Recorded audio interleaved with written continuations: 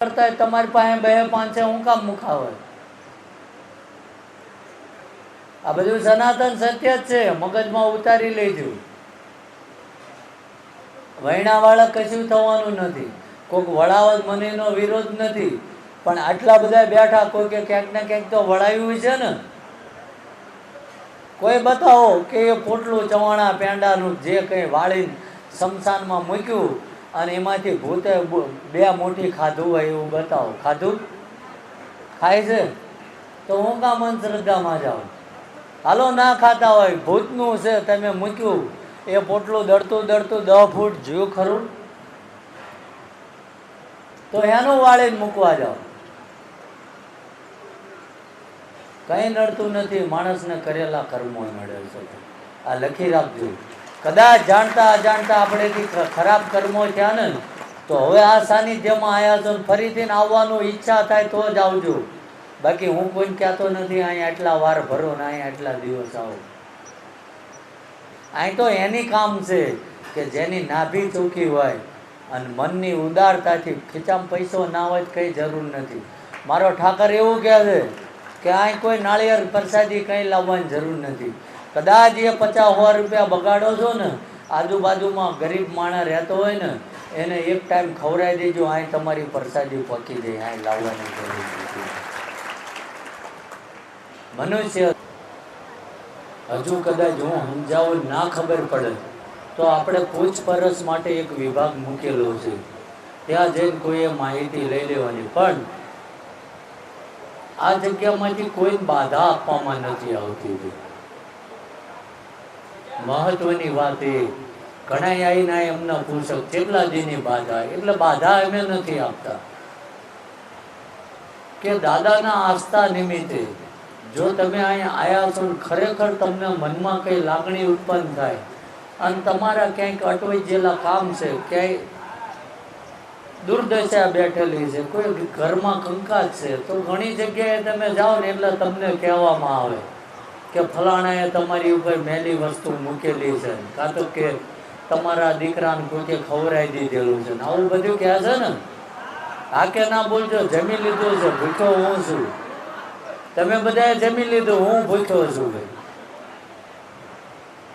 એટલે જે અંધશ્રદ્ધા ફેલાવે, કદાચ સાચું હોય મને કોઈનો વિરોધ નથી. ફોન બંધ કરી દો, ફોનમાં ઉતારવાની જરૂર નથી. આ કાલ તમને હમણાં કલાકમાં તમારા સુધી પહોંચી જશે. મગજમાં ઉતારો, ફોન તો હેંગ થઈ જશે ને તો નકામો થશે. પેલો ભાઈ હજુ સાંભળતો નથી.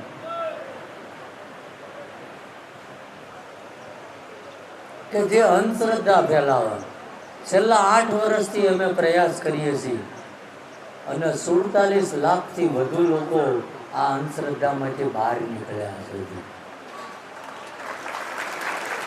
દાદાનો મુખ્ય ઉદ્દેશ્ય એ છે, દાદા એક જ કહે છે કે હા નડતું હોય છે, કોઈકનું કરેલું હોય છે, કોઈ મેલી વિદ્યા હોય છે, કોઈ ભૂત પલિતે હોય છે.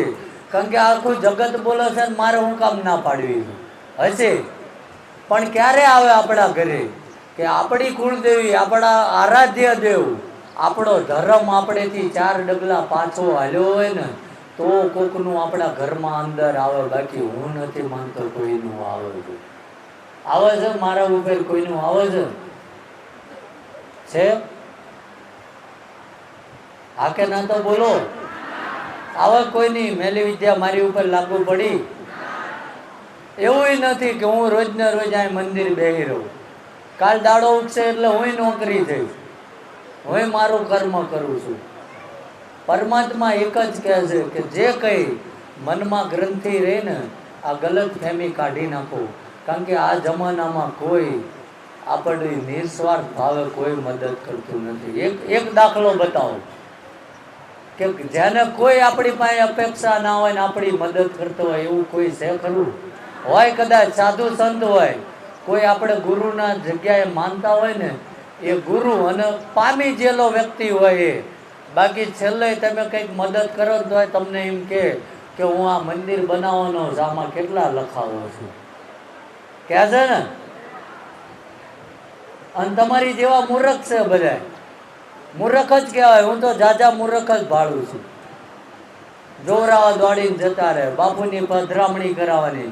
મારી જેવો બાપુ તમારા ઘરે આવે એટલે 20-25 હજાર રૂપિયા પહેરામણી કરો, ના હોય તો કોકની પાસે ઉછી ના લાવો. કરો છો ને આવું?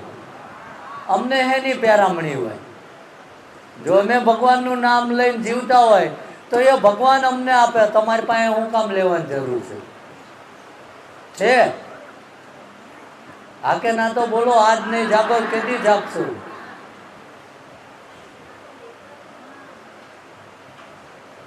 તમને કહે છે કે આ વિધિ કરવાની થશે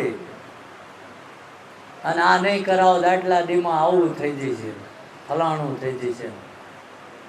તો જો પરમાત્માએ કદાચ દિવ્ય શક્તિ આપી છે તો એ જે કંઈ પૂજા પાઠ કરવાનો ખર્ચો અમે પોતે જ કરીએ ને તમને હું કામ કરાવો છો? આ 3 દાડા લઘુ રુદ્ર યજ્ઞ કર્યો. કોઈ એવું કે બાપુએ અમારી પાસે પાટલા બેવાને 10 રૂપિયા માગ્યા, શું કામ? કે પરમાત્મા છે, એની જગ્યા છે, એ બધું ભેગું કરી આપશે. આવવા વાળાને શું કામ છેતરવા છે? થાય છે ને આવું બધું? બનાવ ના બનતા હોય કહેજો. બાકી ટાઈમ અમારી પાસે ને, કારણ કે રોજ સવારમાં 4 વાગે અમે ઊભી છે. એક દી તો કરજો, લોકોની એક દી મદદ કરજો. થાય છે આપણે? આપણા ઘરે 10 મહેમાન આવ્યા હોય ને તો એ સવારમાં આપણને એમ થાય કે આવડા હટ જતા રહેતો સારું. આપણે ક્યાંય નીકળાતું નથી, કંઈ કરી નથી કાઢું, આમની વાંહે ને વાંહે રહેવાનું. થાય છે ને? આ પાર્કિંગમાં કદાચ ગાડી મૂકો ને, ત્યાંથી લઈને પ્રસાદીની ડીશ લો ને, કોઈ તમારી પાસે 5 રૂપિયા માગે ને તો આ માથું ઉતારી ભોળાનાથના પગમાં નાખી દેવું. કોઈ દાડો કોઈ ના માગે.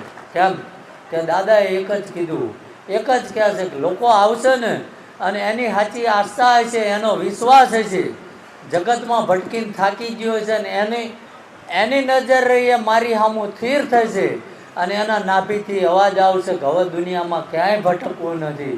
જે કંઈ અમારા કર્મોના બચકા છે, જે કંઈ દુઃખ વ્યાધિ છે, એ દાદા તારા ઓટલે મૂકીને જવી છે અને 25મા દાડે મારે એની આંગળી ઝાલવી પડે, ઝાલવી પડે, ઝાલવી પડે. જોરાએ કંઈ થતું નથી. પરમાત્મા આપણી નાભીની કગર સાંભળે છે. જોરાએ શું થાય? મારી જેવો હું કોકનું ઉદાહરણ નહીં આપું. મારી જેવો તમારી પાસે જોતો હોય ને આમ કામ કરી આલું ને આમ કરી આલું, પાછું માગવા તો તમારી પાસે આવવાનું.